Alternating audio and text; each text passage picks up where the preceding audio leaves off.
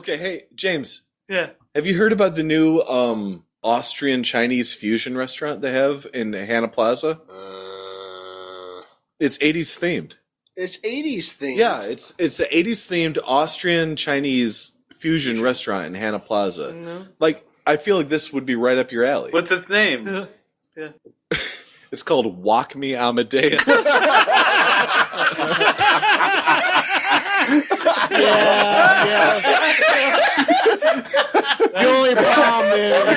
The only problem is every half hour you're hungry for power. Oh, God. Walk Me Amadeus. Amadeus. Amadeus. Want to ring the bell?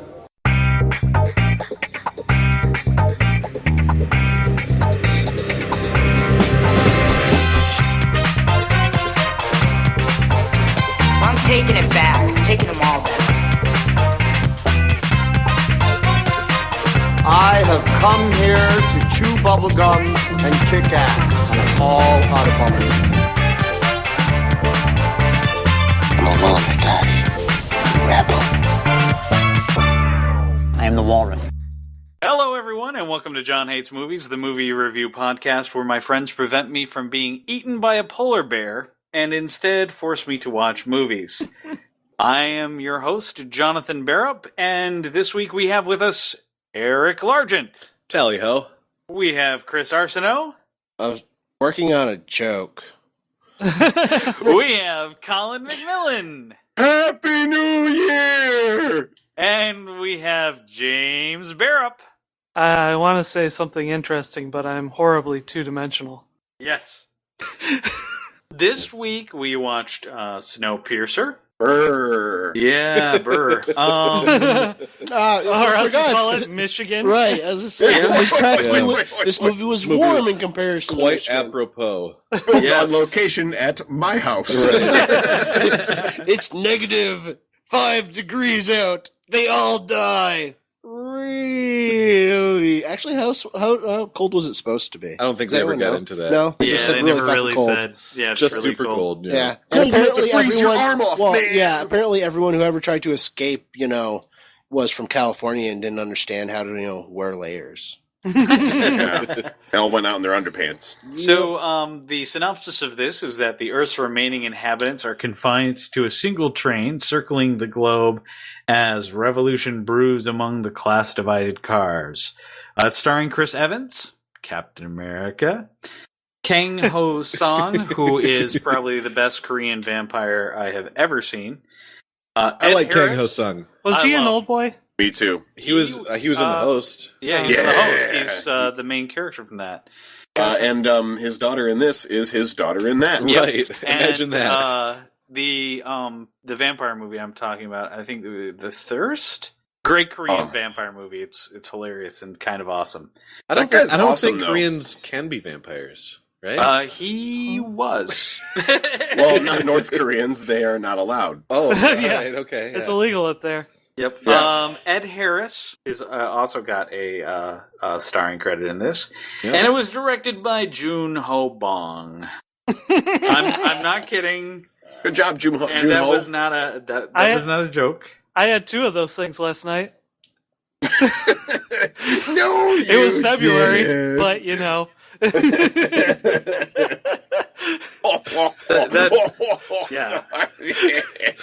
Marijuana. yeah. So, after I get done fielding calls from my mom about this episode, holy shit, I did not realize that Jun Ho Bong also directed The Host. Yeah. Well, holy mackerel. How did One of these things is not It's like the all other. coming together. He can do things. Well, I really, really love Wait The a minute. Host. I think It The all Host, makes sense. The Host He was makes probably movies. one of the best monster movies I've It's a ever good seen. monster movie, that's for sure. Yep. Yeah. So maybe we should have watched that in Spooktober. Maybe. Oh, Maybe I don't think it was next on. it'll be I on. mean, I saw it this year on Netflix. So. Yeah. Yeah, it's we on there done currently. goofed. It's on there currently, Also a and good I'm Korean hoping. director. I was gonna say, We've done goofed as a Korean director. What racist are you guys? That's terrible. No, You fucking assholes. no. As far as you know, what, John, I'm just going to take over. to be because- fair, Yeah, with the way absolutely. we Go ahead. pull shit off, we probably should have it should have been requested for fucking Fieldsbury. All right, It would have been about as accurate as well. listen up, assholes. So I picked this movie this week. I guess if you guys didn't like it, then I didn't pick it, and it was really John's for it. Yeah, it was So- John, man. No way, dude. This That movie was sweet. guy. This movie really intrigued me going into it because I had actually heard a little bit of the controversy regarding the release of this movie. I don't know if anybody else knows about that. No, I can't I say lost that I my do. time to research. So So this movie, was filmed by Jo Bong Joon or Ju Bong Ho. Okay, June June Bong Bong June Ho. Bong Ho. No, it Ju Ju Ho Ho Bong? Bong. June Ho Bong, Yeah, you sorry, I was uncultured thinking about racist. the order All right, last night. we're just gonna call him JHB from now on. Right? Hey, JHB. John hates bongs. So this movie was, Prude. Sorry. GHB, I know that. Anyway, so this movie was directed, written, or I don't know, it was obviously not written by June Ho Bong, but it was directed by him, and it was scheduled to be released in the United States by the Weinstein Company. But for them, in order to release it, they demanded that 20 minutes of footage get cut from the movie, and there be a voiceover of a voiceover at the beginning and at the end explaining everything. Okay. Like a voiceover at the beginning explaining everything, and then a voiceover at the ending saying everything worked out. Which Right. I don't know. I would not have Okay. liked that. So since JHB would not do those things, the movie got no marketing funding upon release. So it just kind of got dropped out into American theaters. And as such, that's why nobody really, effectively nobody's heard of it until it shows up on Netflix and has Captain America in a starring role.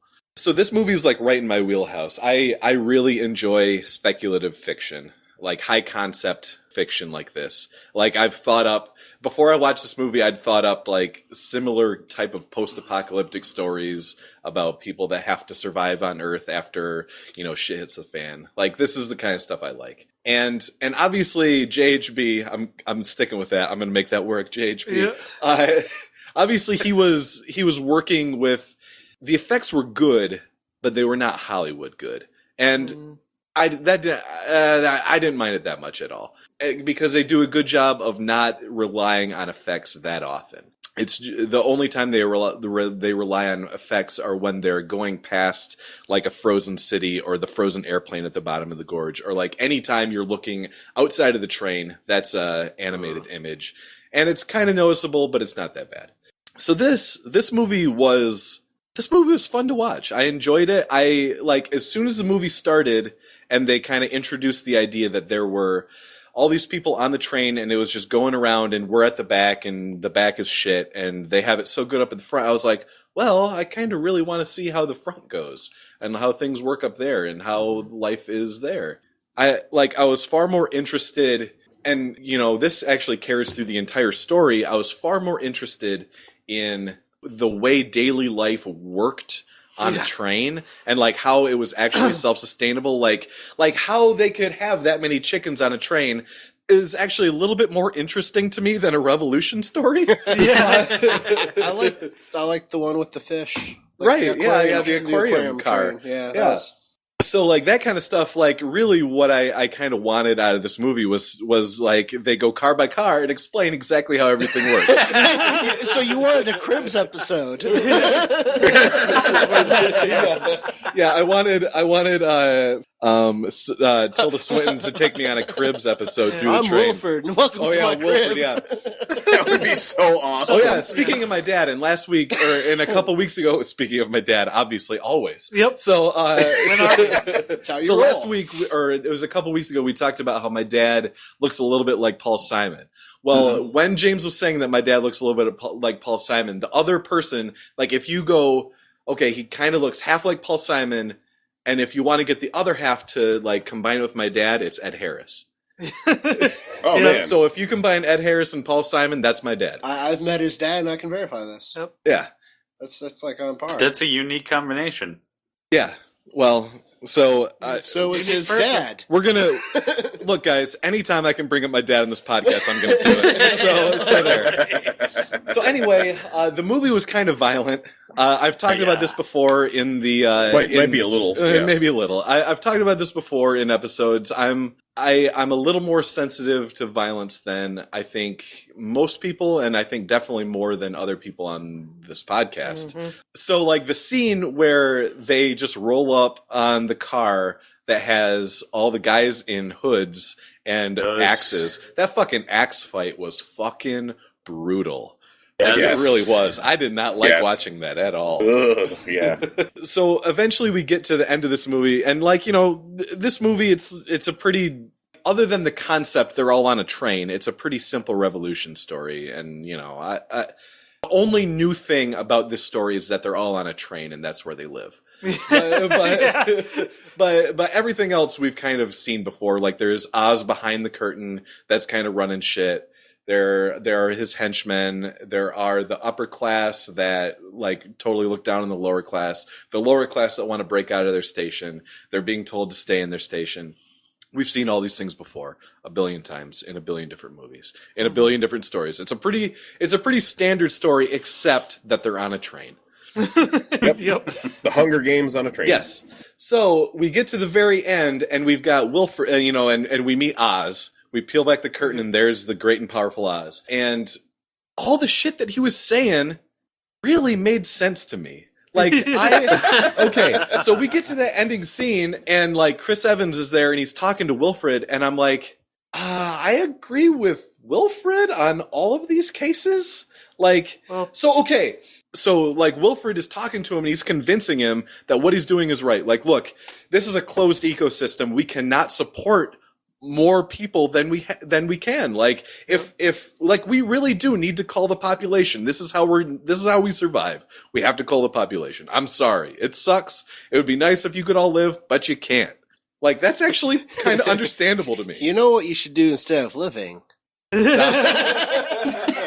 Right. So like he's saying that, and I'm like, yes, this makes complete sense to me. Like, obviously the caste system that they have set up is shitty, and they probably shouldn't be doing that. But the thing That was unnecessary. right, it was. But the thing that drove our protagonist over the edge is when they find out that they have kids helping the engine be perpetually in motion. Well, kids should carry their own weight. Look, as long as that kid can grow up and have a healthy, long life. I don't think That's- he's gonna, because he's like cramped in that little thing, shoving grease in there. Well, you can get it. Look, You can get another kid. You're right. Oh. It wasn't that bad. I didn't think it was that bad. What? I'm gonna kids? get back to that. I'm gonna get I back didn't to think that that later. thing was. I didn't think the kids pulling the crap out of the engine was that bad. Well, I honestly didn't either. But Like, and it was. I really, thought you were trying to defend against that. I'm like, what? I like Well, the one that I think crawls you're out gonna- crawls out of nowhere and then crawls into the engine. That one, I'm like, yeah. wait, he's like so trained that Yeah, like he was obviously brainwashed, and that wasn't good. But like they. That kid was just like, time to make the numbers. So they were Tilda Swinton and Ed Harris throughout the movie were making that motion with their hands where they like put a couple fingers out, twisted it, and pulled something out. And obviously they were talking about everybody has their place, and those kids have their place in the engine, making sure that we can all survive. Mm-hmm. Look, I didn't think that Ed Harris was that bad of a guy.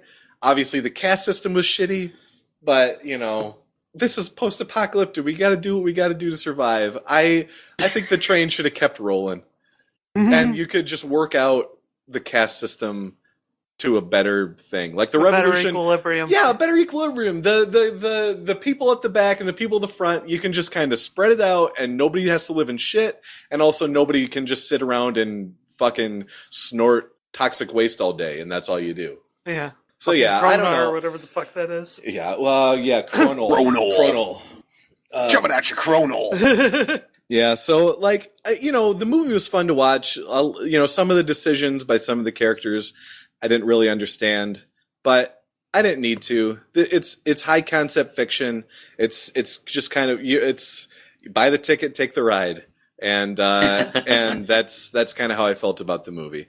I would like to say something about that. Yeah, go ahead. Buy the ticket, take the ride. Yeah. Oh, So I had an opportunity to do a little research on the source material. All the people in the back didn't buy tickets. Yeah. They were they say that in the movie. were allowed on the train. So let's think about it this way. We have all the people in the front of the train who are passengers, and everyone on the end of the train who are technically free riders. okay. You're about to devolve into a political argument with James. Like that's about to happen. Hold on. Let's not make this a political episode. Let's just not do it. No. Okay. I'm not trying to make this a political episode. I'm trying to say everything they did wrong. Okay. Okay, so I might as well launch into my stuff because I was trying to aim to snipe into this. I assume you're done, right? Sure. Yeah. Okay, cool. All right. Title, Snowpiercer. Subtitle, Al Gore fucked up. What did I say about not making it political? And it wasn't Al Gore. Yeah. He didn't launch those bombs in his face. Yeah, even launched like He crazy. fucked up. He didn't stop them. In 2101, Al Gore was beginning. He probably made another movie and let them launch. Anyway, We're that's not where I was blaming going. people for things that they didn't do now. That's Exactly. Okay. That's why it's I funny. just want to make sure God I was on the damn same it, page. guys. Uncomfortable Snowpiercer. Well, Chris, Let's start by getting the obvious out of the way. Mechanical failure. 17 years, it's mechanical failure that would doom the train, not class riot. Now, we saw a little bit of this, in that they had minor things go, quote, extinct, which I hate the fact that they use extinct to refer to, like, mechanical parts. Yeah, Because or like it's not objects. correct. They have so much on that train, you'd be able to reforge apart. Hold on, I'm not there yet. Good. So, it would be mechanical failure way before a class riot. Now, they even say that this is not the first attempt for the free riders, as I said, trying to make attempts to attempts to overwhelm the train and get to the front, right? Right. were these free riders loaded onto the train? Might as well say No, they were given an opportunity to not die. Would you say that they were free loaded? Chris, were they welfare recipients? Should they have needed to take chronal tests before they got on the train? If I had my way. Okay, that's the last political joke. I'm the only one that I wasn't going there.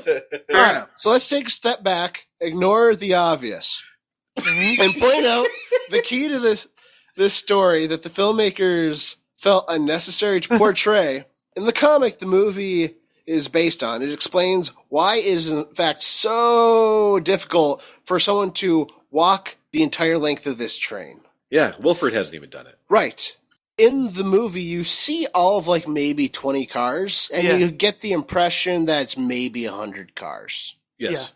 It's 1,001 cars long. Ah. Doesn't that make more sense? Yeah. Why no one has achieved a full revolution? Why no one has walked from one end to the other? How they have enough space between the front and the end that they can keep people at one or the other. Yeah. Okay, filmmakers don't do any decent job of portraying that. Oh, not at all.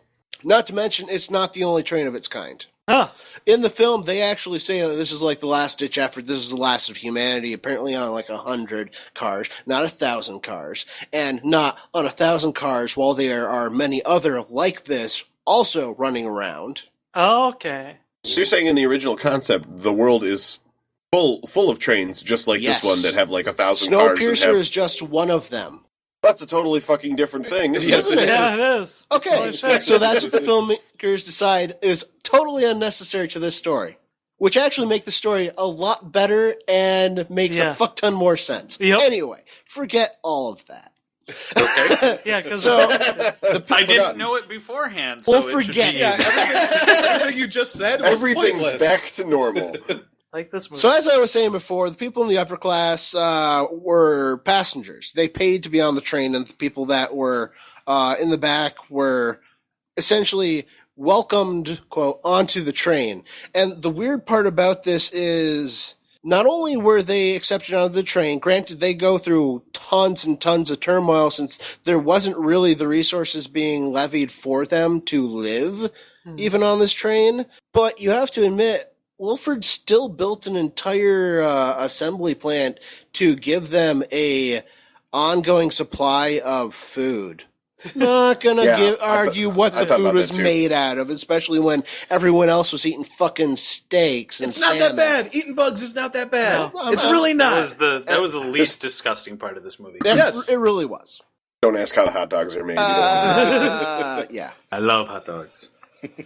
All right, so but the people in the back of the train find themselves in dire situation and quite ridiculous and probably longer lasting than they anticipated. Right. You know, let's admit that. So you can't say you jumped on the train. All right, we're going to take a quick once over. Maybe it'll be a year. We can deal with a year. 17 years later, that they want a little bit more than this non-existence, and that they were offered. And I think that the real issue is instead of trying to put the free riders to work so that if nothing else, they would be a little bit more content, a little less restless, they just let them become more trouble with being a downtrodden idle hand.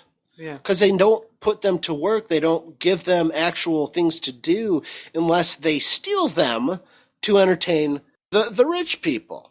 Now, forcing them into jobs to amuse the passengers being the real people, You however, can make them put on a minstrel show? was not the right way to go. Yeah. They really should have developed like a serfdom, some sort of indentured servitude paying for their fare with, a very strict population control. Because, well, let's face it, that was one of Wilford's things. He pushed the riots and everything, not only to clear out some of the free riders, but also some of the main populace. Mm-hmm. Yeah, he really should have you know had what? more of a control over population, like birth. Yes. Like, people should just, pull Yeah, out. if you're in a hey, train. Snowpiercer, pull out. Right? that's the motto. of That's my Snowpiercer. porn name, Snowpiercer. We're about to go in a tunnel. It's a big one. Yeah, if you're So, controlling the entire ecosystem of a train, you can sterilize Right. your populace. You have access to the water supply? So they should have developed a serfdom. Indentured servitude. Okay, I already went through that, didn't I? Yep. Yes, you okay, did. with God strict help you as ever get fuck put in charge. population controls, and assumedly some sort of apprentice type system to perpetuate knowledge for maintaining train and support. Yeah. Especially That's with what, sport. that's what the college is called. Perpetuate knowledge to maintain train. I graduated. I have a diploma. I have All right. knowledge perpetuated. So the way the movie makes it play out is that this motherfucker was smart enough to foresee a global catastrophe, but not the inevitable societal breakdown stemming from the quality of life diversion from the passengers and the free riders. Except that 17 years, well, probably sooner than that, he starts creating riots to break this down. Yeah, that's gonna go well. He had time to build some sort of magical Uber train that can run for 17 years without, as that we're aware of, any maintenance performed on any of the external mechanical parts, like fucking wheels. Yeah. Parts that are the most likely to wear down over time. No, yeah, they just have people going out there and greasing the wheels. And never coming back. Right. But, doesn't have replacement parts for key items like an automatic greasing system. Well, no, the teacher said he over-engineered the train. I mean, they said he over-engineered the Yeah. train, and yet they're replacing parts of the train with children. This is my point. This is my part of the point. engineering. Or did not have the forethought to build an engine compartment with a maintenance access for, I don't know, an adult? Yeah. Yeah, that really should be one of the cars. So, Fuck Jeffrey tubes, man. They did it in Star Trek. So to recap, here's what they need. A store of replacement parts, or have onboard facilities to manufacture replacement parts. Or a midget. Hold on. 3D Have a printer. master journeyman apprentice system in place to perpetuate knowledge and, well, once again, replace things, ingratiate the free riders into some semblance of belonging in the community. I mean, after generation, Yes, the old bias that would be a good thing to are do. going to disappear. Yes, Because, I mean, you're right. ideally you want them to, people to do jobs You want people work to their fuck. way into it. And Want them to there's intermarry. that, too. James, as So- LCD as possible. better planning of their maintenance corridors, population control, better security, and obviously on the back and forth with what's his name, there were some. The security holes were brazen because he was trying to incite the riot and to cause all this stuff. But if he had any of this forethought, he wouldn't have had to. And I think. Well, even if that was the case, he had open security for the back half, which they were supposed to be able to get through. What about the front half that, included him that he didn't want them to get through? Yeah. Right? Now, with all that, my real question for you about this entire movie, and mind you, I actually enjoyed the movie. I just don't think it should have gotten as much praise as it did because it was not a fantastic movie. No. It wasn't even a great movie. It was an okay movie and almost a good movie. Dare you. Agree. Shut up, Colin. With all the money, all the evident time he had to build this super mega uber awesome train, why didn't he build a giant underground structure that you wouldn't have to maintain mechanical parts? Yeah. Because he liked trains. Fuck you, John. I'm right. No, I'm serious. That's his thing. He liked I trains. agree. And to be fair, once again, comic, looking into it, the train was not built as a response to the catastrophe. The train was built for people to live on, like people live on cruise ships. They actually discussed that in the movie as well. Yeah. Because in the movie, they also say that he built it because he foresaw the catastrophe. Yeah. Okay. Well, I read into that being propaganda. Yes, I was going to say, they do say that. I was going to say it was stated by a character that I also believe was propaganda. I just want to point that out. That's fucking ridiculous. By a character that was knocked up by Wilfred himself. Was she really? Yeah, that's his baby. Oh. But good for him. The teacher. Oh, is that what you got on it? He's banging Alison Pill. I'm all right with that. In the source material. That's his baby. Okay. This is based off a comic, Colin. Yes. So anyway, that's my point. And yeah, he likes trains. I'm okay with the train thing. I think the train thing is okay. I wrote out all of my review, all my thoughts on this, defending the whole thing to a train until I just had this epiphany after talking to a friend of mine. I'm like, the biggest, 90% of the problems are other than, social that they're going to run into is support and maintenance of this behemoth. What's a lot easier to go 100 miles an hour. You know what's a lot easier to maintain? Something that doesn't move. Yep. A plane. A boat. Snowpiercer. A boat that's just frozen in place like a building. Frozen Boat, the movie. So yeah, to that, that's everything that it was wrong with this movie that I would have done differently, and I would say correctly. I would also like to say once again that I watched it initially, thought it was stupid as fuck, rewatched it, kind of got a better idea of it, and enjoyed it a little bit better, and I am going to hunt down the comic and read it because it sounds a whole lot better. Yeah, it's an interesting premise. It really is. Yeah. I just want to say, Chris, this is not the first movie where your whole solution to the problem in the movie is that they just made a different movie instead. That's because I'm right, and they're very, very wrong. You know what? You know what, Fraser? All you have to do is admit you're wrong. And that sums up an entire half-hour episode. I'm just saying. Chris, you're off my post-apocalyptic team, sir. I'm sorry. I'm going to make the post-apocalypse fucking work. Enjoy dying, John. Chris Arseneau, benevolent ruler. Exactly. Look, of us five, zombie apocalypse. I would team up with Chris. And here's we'd have the a deal. giant castle with working electricity. Yeah, me and Chris's post-apocalyptic team would be the most productive one. because both of us know how to fix shit and know how to stay alive. We'd have the internet and porn. Well, You would need it too. I'm not gonna lie. I would probably fall down a hole somewhere. Within the You get first stuck week. like, oh man. Yeah, I don't trust this. I don't trust this because I think Chris's zombie apocalypse plan is let's just not have any zombies. Hey, don't fuck with me. I have a zombie apocalypse plan. I'm not surprised. My zombie apocalypse plan is hunt Chris and eat his brains. Because you would be a zombie. Well, you would get the power of Chris, like from Ravenous. Colin, would you like to go next? Sure, I'd love to. Thank you very much. I really liked this movie a lot.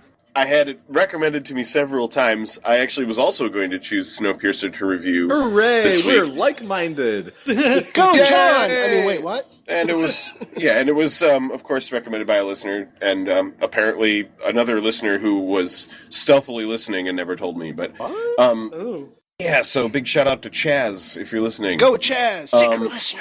Yeah, Chaz. Ches Bono? But yes, Chaz Bono. Did he die? Eric. This podcast is Sonny Bono!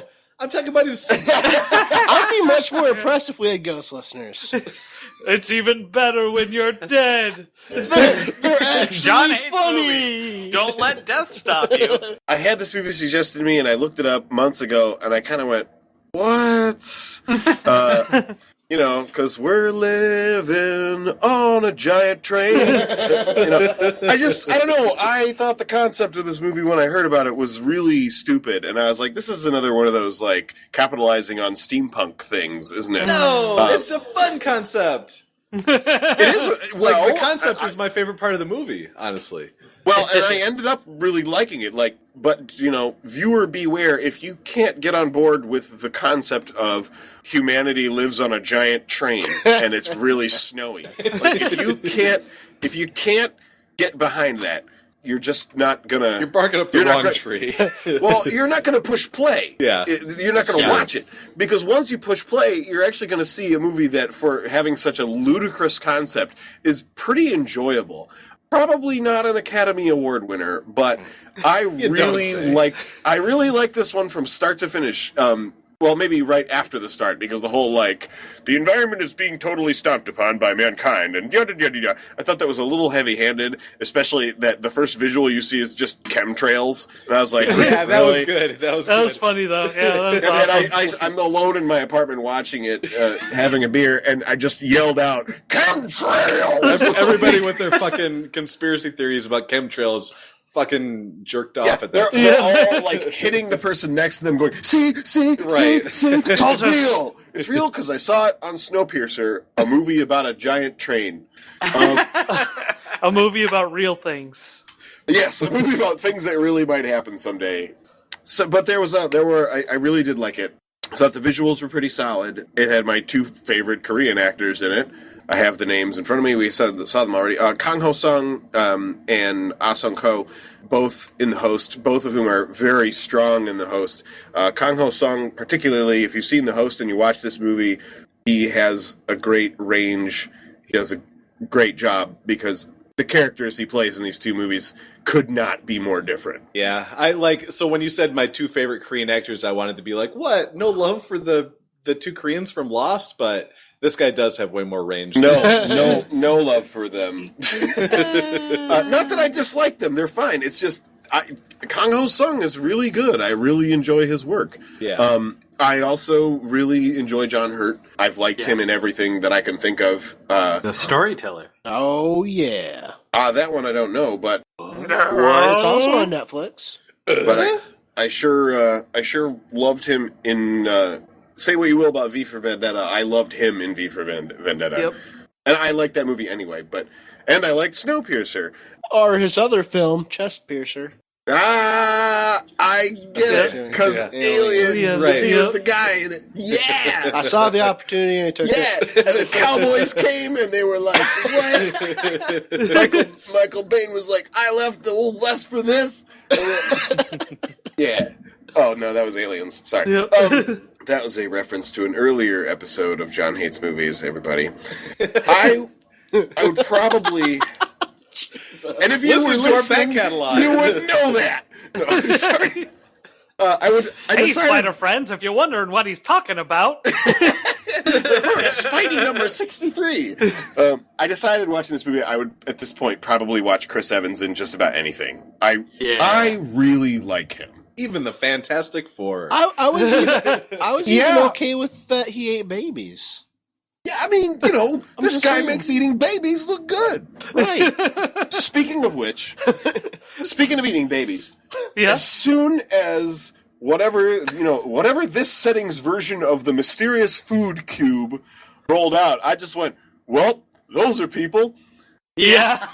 I was very glad that they weren't. Me too. And Yeah. then Me they too. brought it back, and there was baby eating anyway. And I was like, wow, it's the best of all worlds. Well, and I appreciate that it wasn't about the protein bar being disgusting or some great injustice or whatever. Like, these guys don't really care for protein bars, but the protein bar is just a feature of the setting. It's not.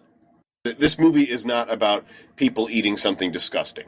So, viewer, when you see the protein bar is kind of a red herring, and I kind of appreciated that. Eric said the effects were kind of subpar, but I said they were mediocre. Yeah, Okay. I don't know. What I meant was they were mediocre. I thought they were pretty solid. Like, I actually thought the effects were very tastefully done. Maybe the only cheesy one was the "oh my god, there are bugs."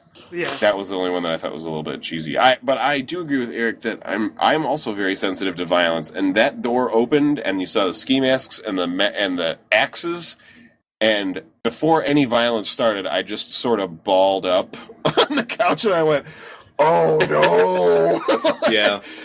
Funny, I went, oh yeah. Oh man, no! I braced myself because from what we'd seen so far, I was like, this is the kind of movie where I don't think they're going to shy away from this, and I'm going to have to watch a giant brutal axe fight. The hand motion that a couple of the staffers of the train do was mentioned, and I wondered that, like, if there was a thing going on where the people that have to hide out in the engine or, like, do stupid mechanical stuff, because they all know this motion, which means it seems like... Yep, it's ubiquitous. Yeah, people know this motion. I'm wondering if these kids work in the engine until they get too big, and then they get a ticket to the front of the train. Yeah. Well, it had only been 17 That's years. that's what I. Is that what you? They that's- never said No, that. they never I do assumed say that it. they stayed in there until they got too old and then were eaten by the gears and thrown out the train. You mean they lubricate the gears Yep. with their blood? That was never Yep. kind of suggested, though. That was They never fully said suggested. different. Well, this is what I They thought. just said we're using these kids. Okay, well, they never said different that they weren't eaten by dinosaurs either. I mean, come on, we're happening stuff. But it's full They of threw him in the fish tank. It's Al it's full Gore's of red fault. herrings. Yeah. It's fucking Al Gore. It's full of red herrings about the kids, though. You have like it kinda food is. cubes, and then kids get taken away. Like, what are you supposed to think? And then Yeah. you get up to, and then Chris Evans is all like, "One time I tried to eat a baby, it was terrible," And then he goes into the next Actually, room. no, he said it was delicious. Well, yeah, like He said that babies taste the he best. says it's delicious. Like, babies taste the best. Well, it was an awful experience, but delicious. So, like, and then he goes into the next room, and he's gone through the entire train, and we haven't found the children yet. And Wilford is eating some kind of meat. Like, they were really, like, someone's eating children, like, this whole movie. I think that the kids are not eaten or thrown out, or they don't freeze their heads off. I think that they are made into some of the upperclassers and probably the staffers of the train. I assumed that the girl in the yellow coat had previously worked the gears. That's what I thought. 'Cause she was... Why she was so weird. Yeah, because she was weird. Maybe. She was pretty young, and she was obviously, like, totally, no pun intended, she was totally riding the Wilford train mentally. Like, unquestioning brainwashy style loyalty, doesn't even really speak to anybody else. Would make sense. Yeah, that could be a logical thing that happened to the teacher as well. That's sort of what I think, because how old do you think that teacher was? Do you think that... I think it's reasonable to say she's early 20s, so she could have been 4 or 5 when the train set sail, Here's my thing. Here's my thing about this. John really doesn't like this kid talk. Yeah, well, I mean, I actually, this was the one part of the movie that really disturbed me, and I don't mean to interrupt you, so I'll just say this. I don't think you're right, Colin, and I don't think you're right because they didn't use rich people kids. So, John touched on this in the intro of the show. The last shot of the movie, they step outside into the great white wilderness, and they show this polar bear, which I'm sure was intended to like show the majesty of nature surviving in this harsh climate or something. But the polar bear looks at them. The thing is, definitely a fucking idiot. Polar bears are relentless hunters, and they will track you for weeks. And they can smell you like a mile off over the cold, and they are relentless. They don't stop. I read the end of the movie as, and they finally got off the great train of being, and we're eaten by a polar bear. Hey, you don't know. Maybe the polar bear looked at them and was like, I just ate. And I'd love to eat you, but I just filled up on penguins. I'll eat you later. They were tasty. Yeah. Penguin poppers. All right. So, I really like this movie. I thought it was really cool. Don't think too much about really any of it. Just enjoy. So don't make up your own story.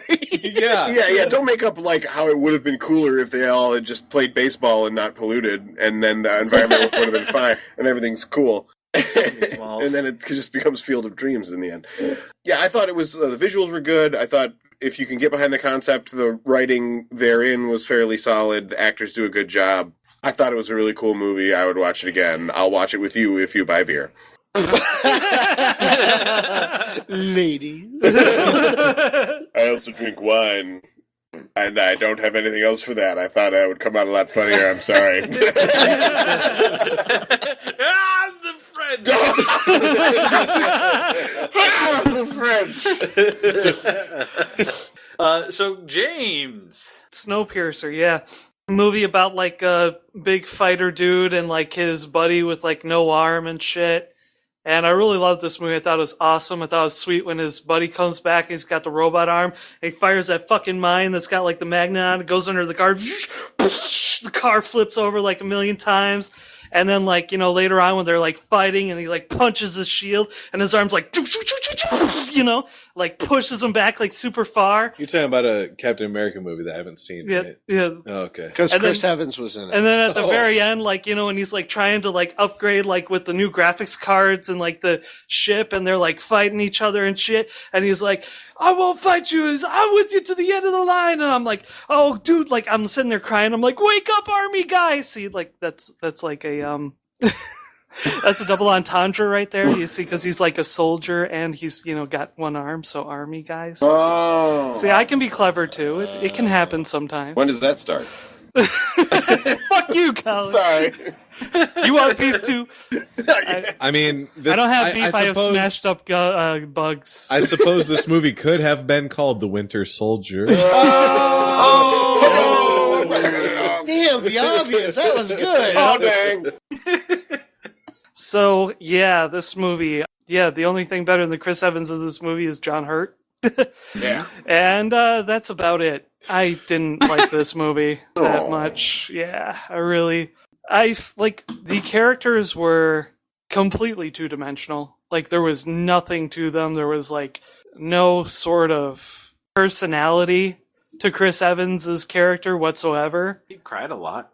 Yeah, at the end, he cried a lot. Yeah, that whole scene with him outside of Wilfred's door was completely unnecessary. Yeah.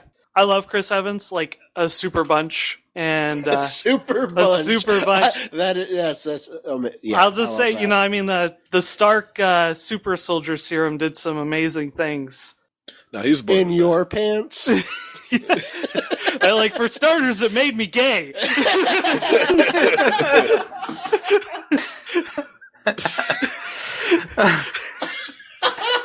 This review has gone off shoulders. The rails. To get into the meat of this thing, like, the action, I did not find that interesting. We often talk about, like, in general movie parlance that, you know, show, don't tell. This was the exact opposite of that, almost to the point of detriment, where, like, they just, like, I can be for a movie just dropping you into shit and waiting to explain stuff to you or to, like, show you something to kind of illuminate what the fuck is going on. But, like, there are just things in this movie that make no sense when you're fucking watching it and aren't necessarily, like, completely, like, okay, the biggest thing, I mean, like, there's a couple lines, like, obviously, like, when he's like, oh, you gotta lead these guys, Curtis. Why he has to lead them, I don't fucking know. But he has to, because he's the chosen one.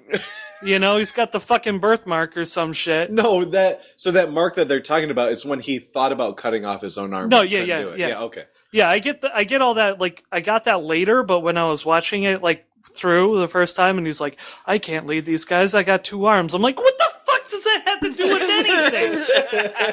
It's like, yeah, you can lead them twice as good as a guy with 1 arm. You can shoot them with 2 guns at once. You can point in 2 directions and lead 2 groups. You guys go here, and you guys go there. Otherwise, everyone's always following you. So, okay. But the biggest, like, grievous offense, in my opinion, of this, in this movie, because they did kind of explain everything, almost everything at the end. Obviously, because we're still having a debate over what the hell they did with the kids, that was something that wasn't explained, but... well, it didn't need to be. It wasn't pertinent. No, it didn't need to be, but, you know, still, nonetheless. We felt the need to... we all formed something in our head. Yeah, we got into it, yeah. but I didn't think that they were disposed of afterward. Well, anyway, when they walk in, when they open up that door, okay, fucking psychic girl, why? Oh, yeah. You know? Yeah. Because like, this was written by Stephen King. That's a wonderful question. A storytelling cop-out worthy of Mr. King. Exactly, yeah. It was completely not needed and bullshit, because is this a fantasy film? Or is it not? It's not. Yeah. So let's not have that shit, please. Correct. It's a fantasy film in that here. If you can believe everything else in this film, you can believe someone is psychic. You can believe Al Gore fucked us all. After he invented the internet 3.0. Well, anyway. And then let us sub-zero nuke ourselves. Yeah. Like, the people I was watching it with, they had issues with, like, why are they even on a fucking train? And I felt they explained that pretty well. I seriously... The fact that the guy wanted to build a train that could cross the entire world, yeah, you would have to build it super crazy in order to even have a train that could fucking do that. Wait, so it would make sense. Are they still on a train? Yeah. Wait, why are they James, why didn't they whoever just you drive? watch this with, and I have probably a decent idea who, you just did them a great disservice. Where are they going? You'd think we would have got there by now. Okay, now, like, during Chris's review, this came up, and it actually answered a thing for me that I had an issue with this movie, which they didn't fucking explain. Why the fuck were they going 300 miles per hour? To pierce the snow, James. There was no bullshit. No. If it's a strong train, you can keep it going. You could fucking butt up against a wall of ice and just keep the train spinning its wheels, and the ecosystem would still keep fucking moving, because all you need to get the train to run is a fucking engine. But if it's like a supercharged nuclear engine, the speed was actually probably functioning as a cooling system for the engine. And it was a collects perpetual moisture. They're in a frozen... No, the train was a wrong. perpetual motion machine. Like, it was a super advanced future technologies perpetual motion machine. It wasn't nuclear. It wasn't coal. It was perpetual motion. We're all speculating here, but honestly, Chris's explanation from the comic made the most sense, that there were other trains out there, which means that they would be sharing the track, which means they couldn't slow down because another train would run into them. And that is true, because there is a second comic to it that they perpetuate that Snowpiercer is out there running around to perpetuate the fear of a collision.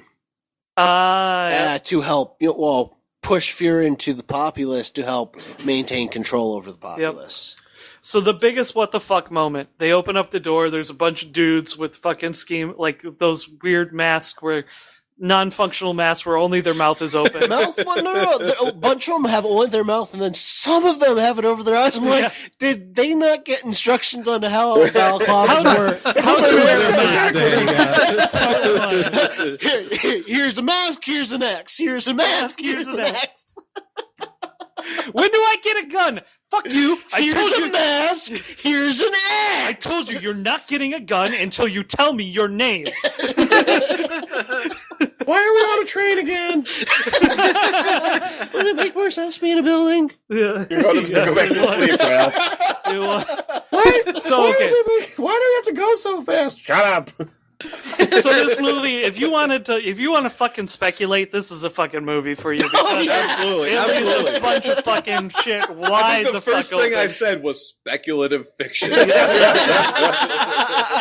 when they opened that up, I was thinking, okay, this is like a different group who became a crazy fucking cultist and That's were what I locked thought. away on like a different area of the train, and were only locked up because they can't fucking deal with them. They So like reached they the were just loony bin car? sequestered. The bat cars are Australia. We're the Oh, axe and yeah. mask cult. More like Scientologists like appeared in the middle of the fucking middle class sections. A bunch of people turned. They all got really fucking weird, and they started axing other people. And so they were like, "Okay, we can push them into the cargo train and just lock them away. They can live there. We'll wait. drop food in there, and they'll just live by themselves." I'm glad we're picking on Hold on. Scientologists. Hold on. You said ask them to join the cult? I think I said axe them. Oh, I thought you said, and then it started. Yeah.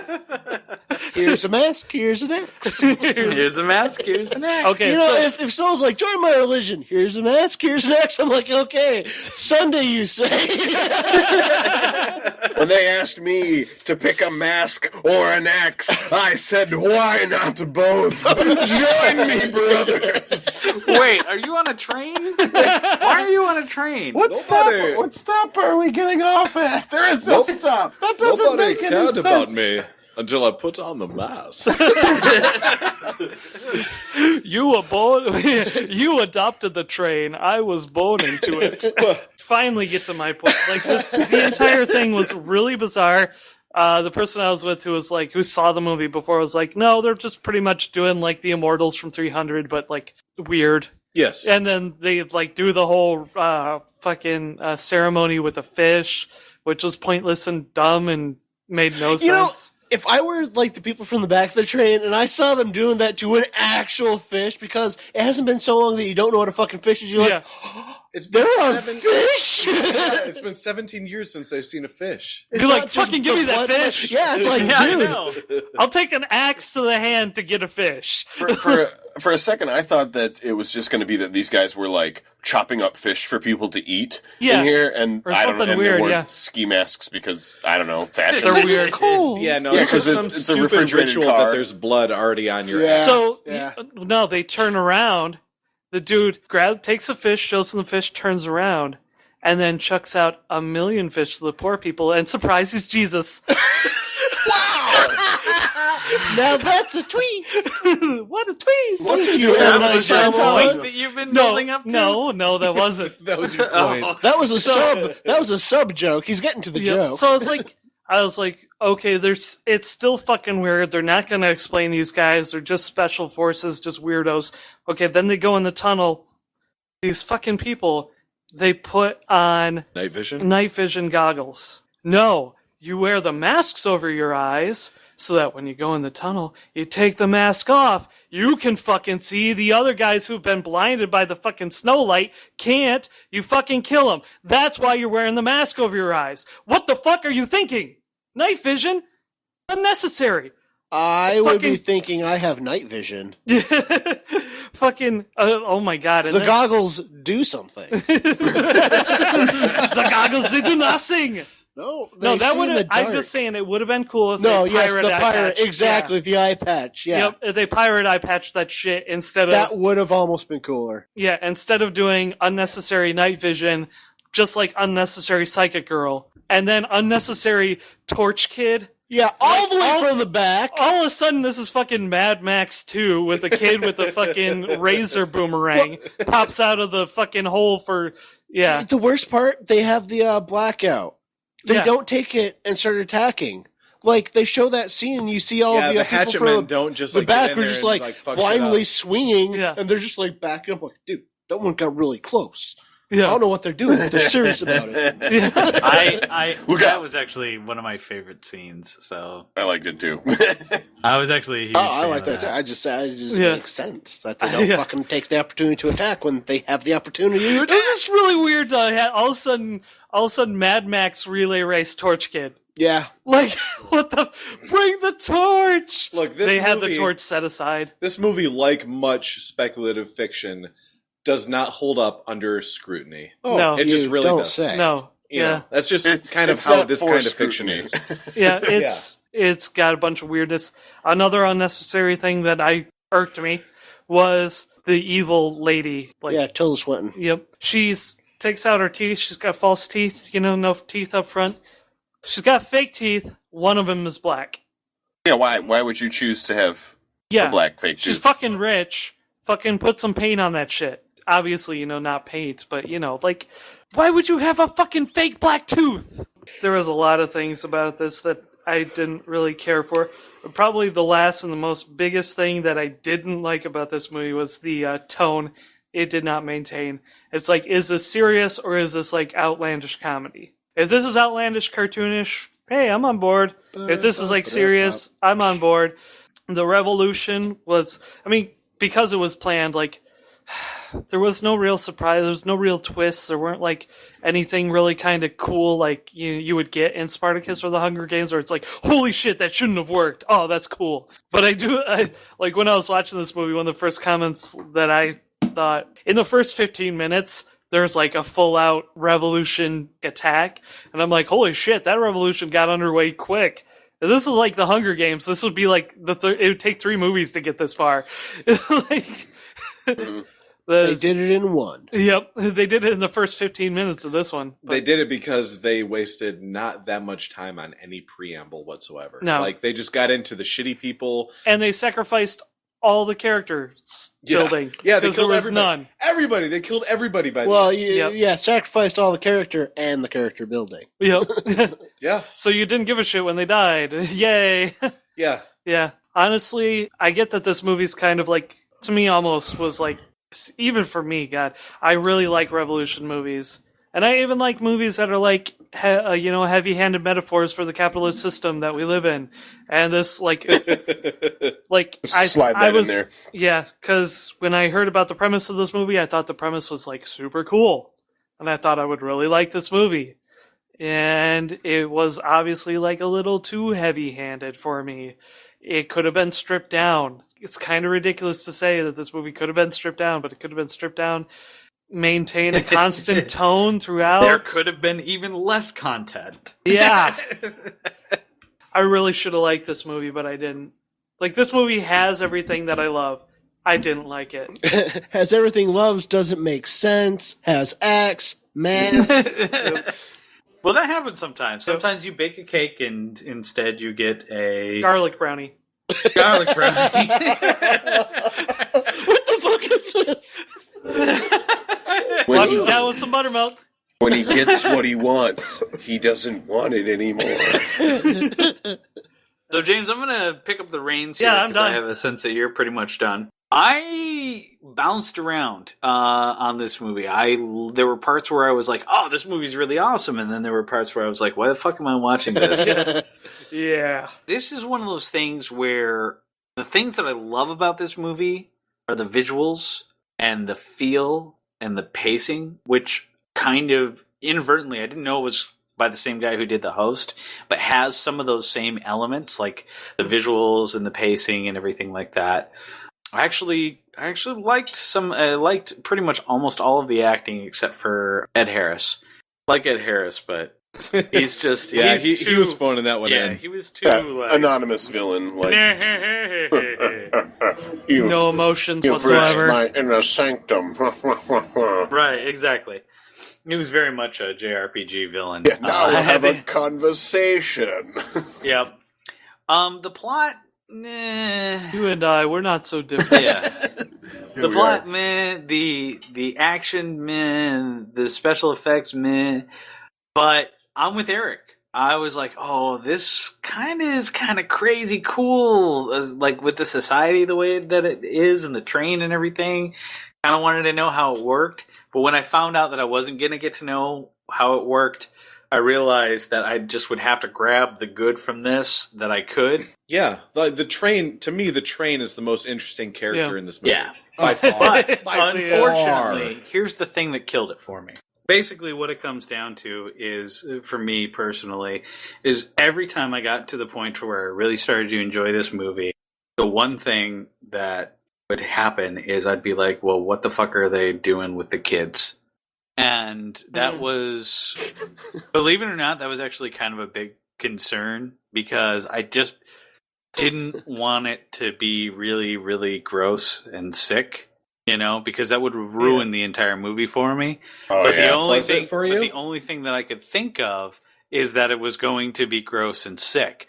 So anytime I found myself getting really into a part, like the part where they do the night vision and they go into the long tunnel, I'm like, oh, fuck. All of a sudden, it would flash in the back of my head. Where are the children, Johnny? Do you know where the children are? Do Have you you checked know? the children? Yes. It's 5 It's 5 o'clock, Johnny. You know where the Where children are are? the children? So, Have you checked the children? I just realized that John is Helen Lovejoy.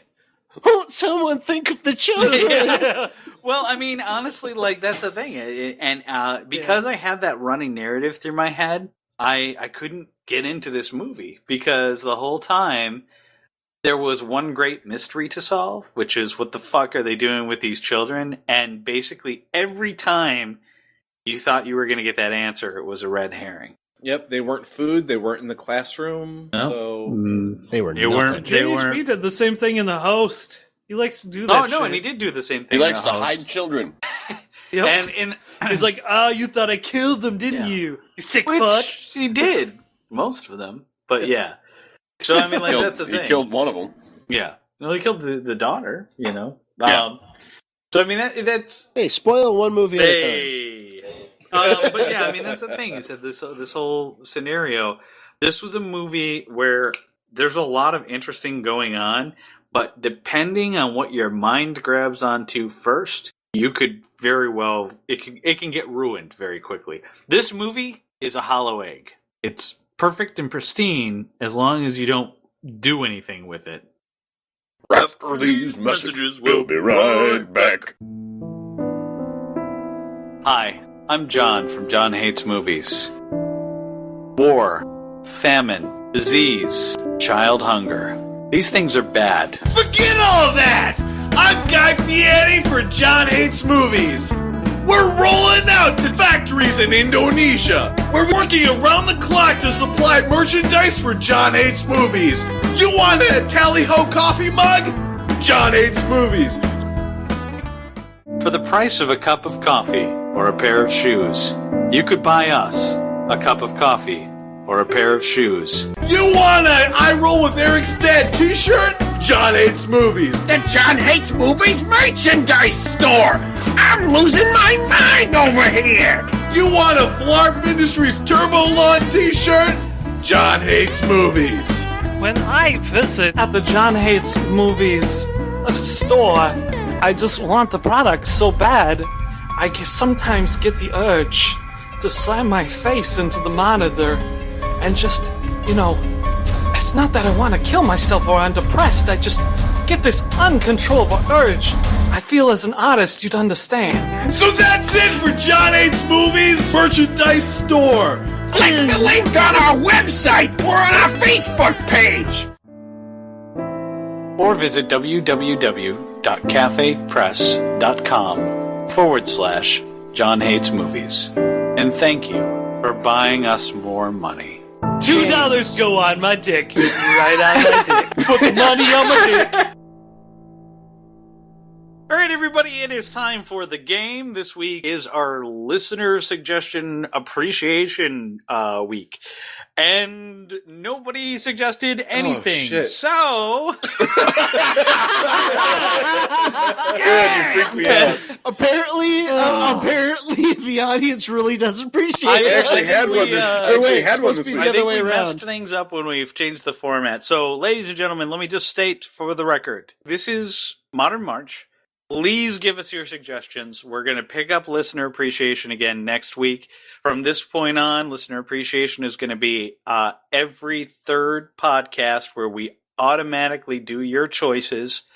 We don't pick any of our own. So please submit. Everyone that you submit, we'll hold on to all of them, and then we will pick from that pool when the listener appreciation arrives. So this week, Eric is running the game. Eric, what have you got for us? All right, boys. So before the episode, and another spoiler for the third week in the row, we talk before we record these. I asked Chris and John, would you guys like to do 100% improv or 90% improv? The illusion of choice. Yes, and they chose 90% improv. So what we're doing this week is...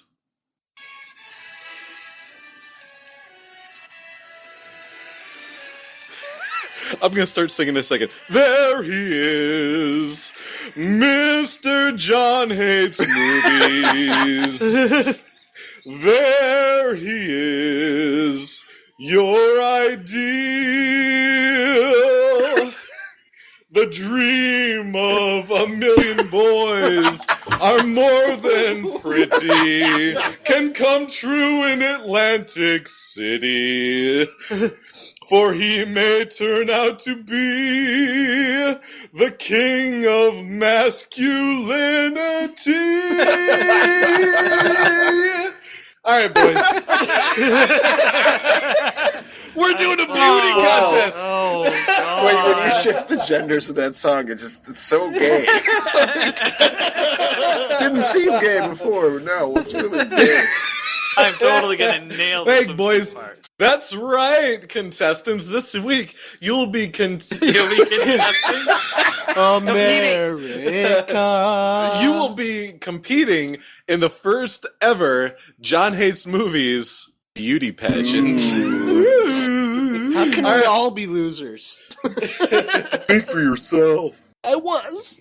Okay, so first ever John Hates Movies beauty pageant will be judged on 3 criteria. The first... Girth? No!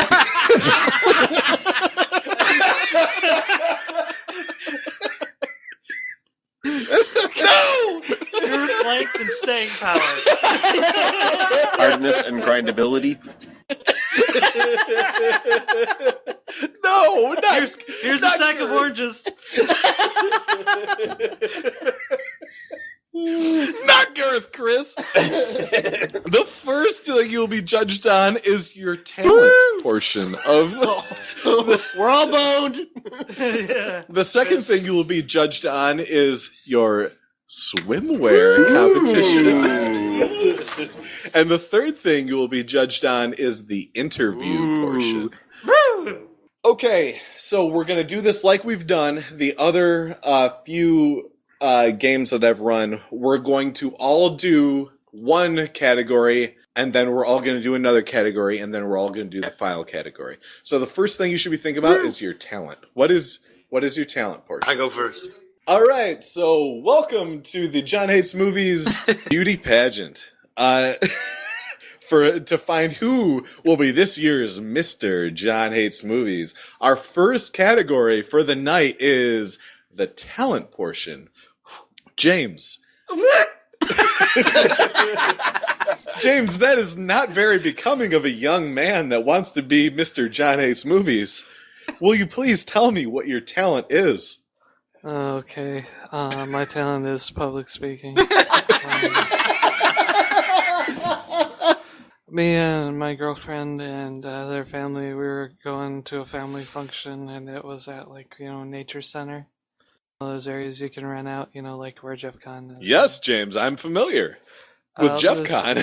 Yep. Last weekend, we were all in the van, and we were driving out there, and something happened, and we were out in the middle of, nowhere, and so they call the insurance company, and the tow truck guy shows up, and he looks at it, and he's like, there's no point in towing this. We can just jack it up and get the tire off. We'll change the tire right here. They didn't have the jack that came with the van in the car, and it had this really weird hookup, and the guy didn't have a jack that would work for the van without fucking it up. So he's like, all right, we'll just get in our truck, his big old truck. It's a Wolverine towing company. This is a wonderful talent, James. Yeah, well, it's an interesting story. Well, we the guy says that he's got like a giant collection of jacks and everything. So I measure the peg and I figure out what size we need, and we get in the tow truck and we drive to the guy's shed, and he's got like this shed, and he opens it up and jacks everywhere, and that's when I realized the guy from Wolverine is a huge jackman. No.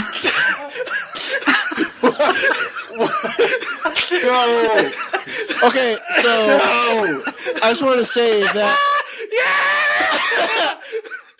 I was having a lot of I was having a lot of trouble. I'm really disappointed with myself for laughing at telling that. the difference between this and a normal James story. Oh my god! And then you finished it, and it was a normal James story. Oh god! Hugh Jackman. He's a huge Jackman. Okay. Oh god! Holy shit! That's so fucking stupid.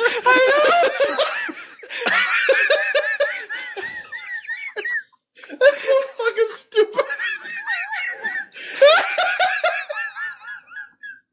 Okay, so next up on the John Hates Movies talent portion is John. John, what's your talent?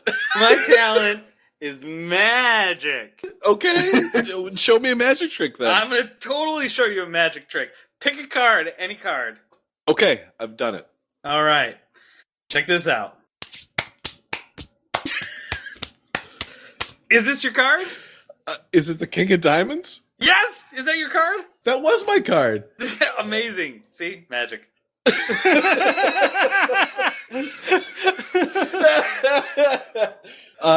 Next up on the John Hates Movies beauty pageant is Colin McMillan. Colin, what's your talent portion? Hi. Well, I used to work at the Renaissance Festival, and I learned a lot of very interesting skills out there. In fact, I learned how to do an entire geek show. Okay. But I don't have my chickens with me, so they're recovering from the last show. So I'm going to take this. You'll see here I have a long nail. It's like it's really long. And yeah, I see it. And I'm going to take this hammer, and I am going to put this nail through my nose back all the way into my head. And now, trust me, it's safe. It's perfectly safe. Don't try this at home. I am a trained professional. What do the chickens have to do with this? Oh, nothing. Don't worry about that. Okay. I'm hammering the nail into my nostril. Ew. Okay. It's gonna. Okay, now it's pretty deep in there, but I'm gonna go a little further.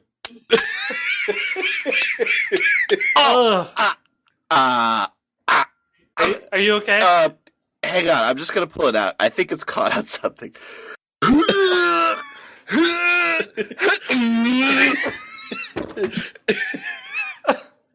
Are you alive, Colin? Yeah, I'm good. Well, that was a lovely talent portion. Thank you. Chris, you're... No, what I'm saying, Colin, is that was especially lovely. I'm very happy now. Chris, you're the final contestant for the for the talent portion. What is your talent? Yeah, I'm going to be juggling flaming chainsaws to the depiction of the shape of the American flag. Whoa. What a bitch. Okay.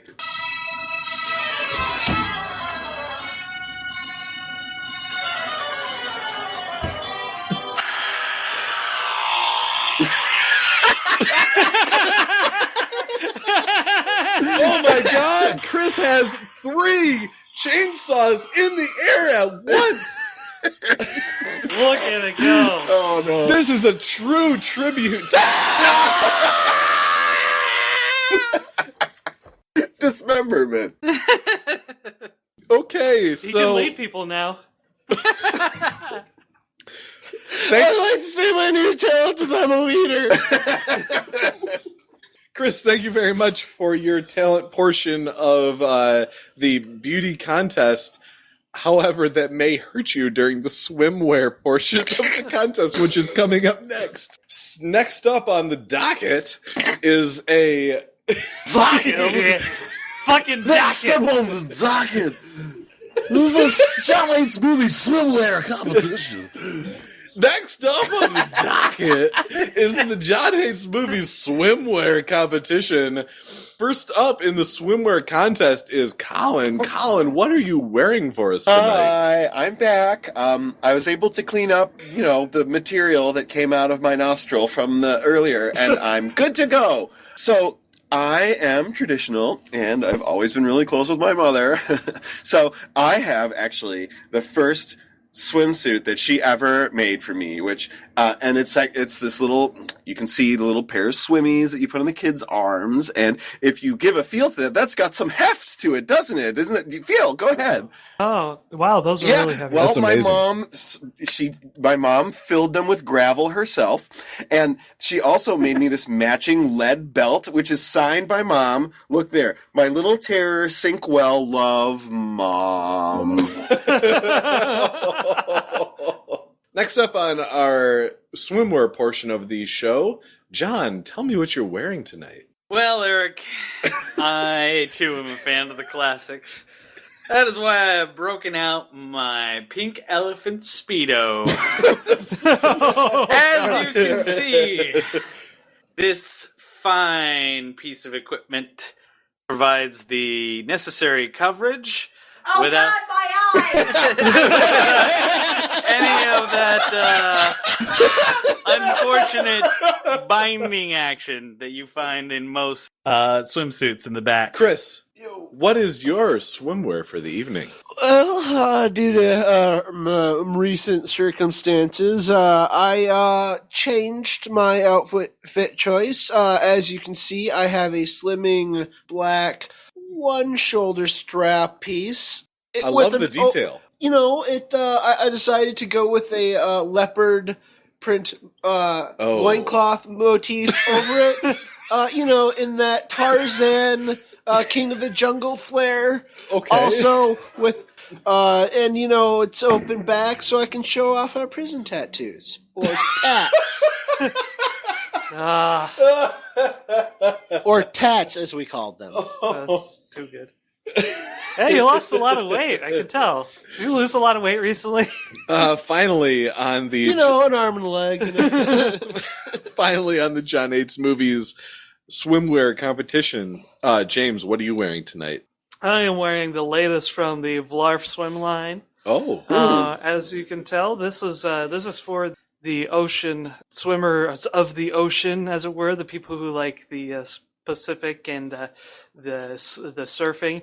I am, of course, wearing the Vlarf pretzel line of swimsuits. Oh. You just swim in the ocean for a little while, you come out, and that salty crust that gets around people's baseball caps, well, this will soak up the salt water, and when you lay down, it will form that nice, delicious crust right on your swimsuit. And and then you just open up your complimentary tin of Vlarf cheese gack. Here, let me just get the can opener and open it right now. Okay. So, you just pour a little on there and approach any of those hot beach bunnies that you see out there, and ask them if they'd like some hot pretzels and cheese, Or if, you're a listener of John Hates Movies, you can enjoy it by yourself. I like that one. Wonderful, boys. Wonderful. So for our final portion, and P.S., you're all looking lovely tonight. Oh, thank you. Thank you. Yeah, oh yeah. My dangles are well applicated. even though Colin's at the fucking bottom of the ocean and James is on the beach. I'm having fun, Mom! Our final portion of the John Hates Movies beauty pageant is the interview portion. So, John. Yes? Who's the most influential person in your life, and why? That would have to be Shredder from the Teenage Mutant Ninja Turtles. Because he always tries to get those darn turtles and he never gives up, even though Krang is always yelling at him, and he has two buffoons of helpers, Bebop and Rocksteady. He always perseveres, and he's always attempting to do something. I don't know what exactly. I don't think it was ever made clear why he was doing what he was doing. What was he up to anyway? I don't Eat think turtle he soup. I know he wanted to stop them from interfering with his plans, which they never said what his plans were, but he always tried to stop them. John, that's a wonderful story of perseverance, and thank you for sharing it with us tonight. You're welcome. So, John, your second question is, if you won the lottery, what would you do with the money? I would buy more money, Eric. I give him that line, and he's literally writing it to the bank. Damn it. I am more useful behind the scenes. Chris, you are wonderful behind the scenes and on the scene as well. I'm pretty on the scene, if you know what I mean. Karate. Train your body.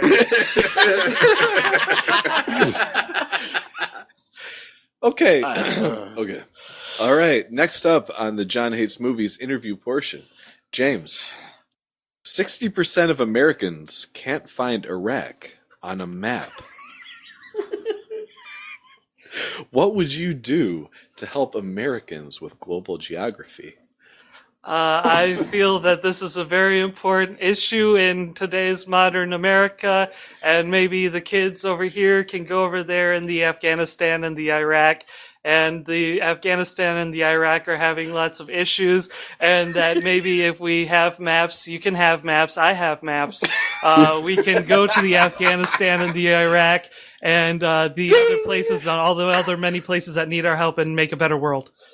Okay. Well, thank you, James. It's very on theme. Highly accurate. Thank you very much for that answer, James. I kind of suspect that this next question will be rhetorical. Shit, I forgot to add and other such. James, I suspect this next question will be rhetorical, but I will ask it regardless. What will be your greatest contribution to society? Say and other such. And other such.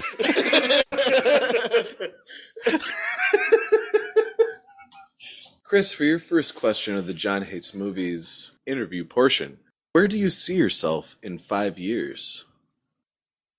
In the year 2020. Yes.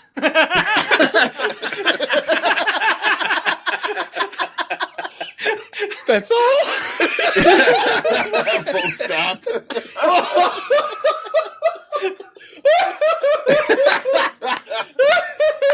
That's great.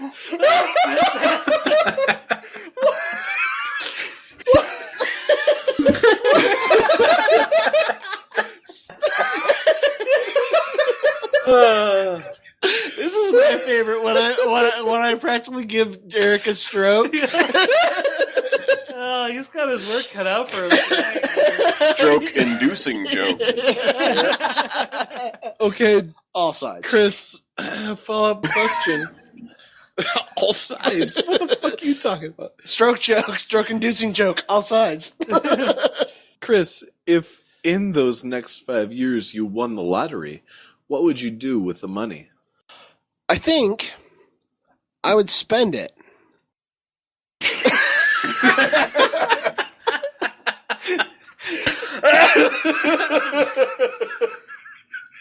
Why?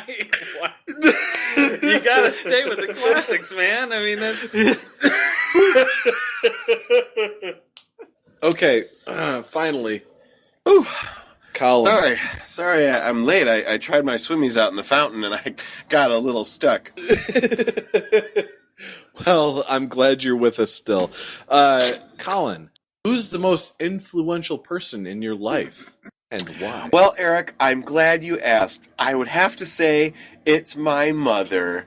Ever since I was young, she has inspired me to better myself. She would always say, "You're worthless!" And I would always say, "That's right, and I need to make something out of myself." And she'd say, "Get out of this house!" And I'd say, "That's right, Mom, I won't just sit on that couch and do nothing. I'm going to go out there and make something of myself."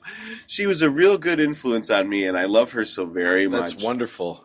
Wonderful. So, Colin, if you won the lottery, what would you do with the money and why? I guess what I would do is I would just want to give it to the animals. And how would the animals use the money? Well, I just think there's a lot of animals in the world that all have a lot of problems, and I'd really like to do something to help all the animals, so I would want to give the money to the animals. Colin, that's a lovely sentiment. Thank you so much. Thank you very much. I feel I'm doing well. You see it all the time on the news. They talk about like the difference between how much different kinds of people have different kinds of money, but the animals don't have any money, and they're clearly having the hardest time, and we need to give them some money. Okay, so now we're going to tally up the votes from the Celebrity judges. From the celebrity judges. We'll be right back. The French. So at the finale, I've got the results from the judges, and in fourth place this week, Colin, I'm sorry, your mother just really didn't want you to succeed in this competition. This is fucking bullshit. Yeah, Obama, Colin. God damn it, I knew In it. third place, Fucking bullshit. in third place, James, I just can't believe what you want for us to see in the Iraq, and as such, Third place is second best winner. our second place contestant, Chris, thank you for your contribution this week. You are welcome. So that means the winner this week is John. John, congratulations, you are Mr. John Hates Movies. Of course I You am. It's my are own the damn show. envy of all This the is boys. fucking bullshit. What this is a bunch of bullshit.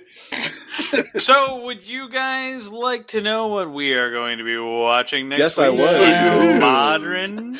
It's an animated feature. Oh, Huh? We haven't our done one of those first yet. one. Do do do do do do do do do do do do. Akira. Yes, exactly. It's Akira. No, it's not Akira. Goes to the Shell. It's not Ghost in the Shell either. Uratsuki Doji, Legend of the Overfeed. No. Hello, everyone. My name is Mr. Peabody, and this is my boy Sherman. Say hello, Sherman. Shut up, you.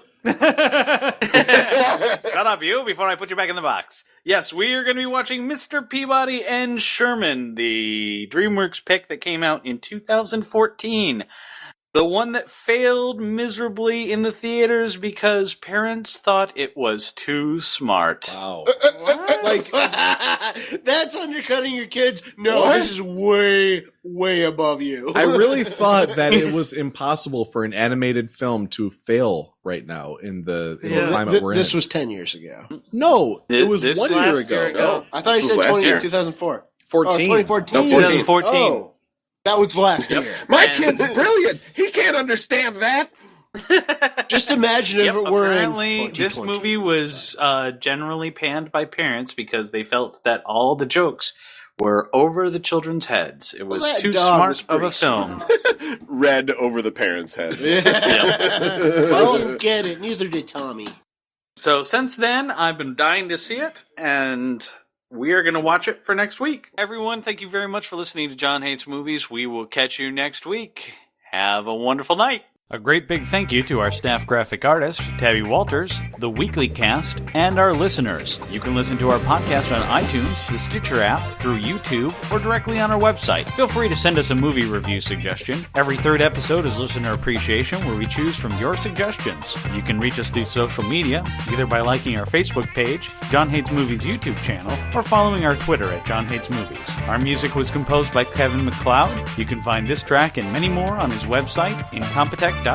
Thanks for listening, and tune in next week to hear someone say, Axe fight, it's a gentleman's game. Axe fight. Only one can win. It's a axe fight.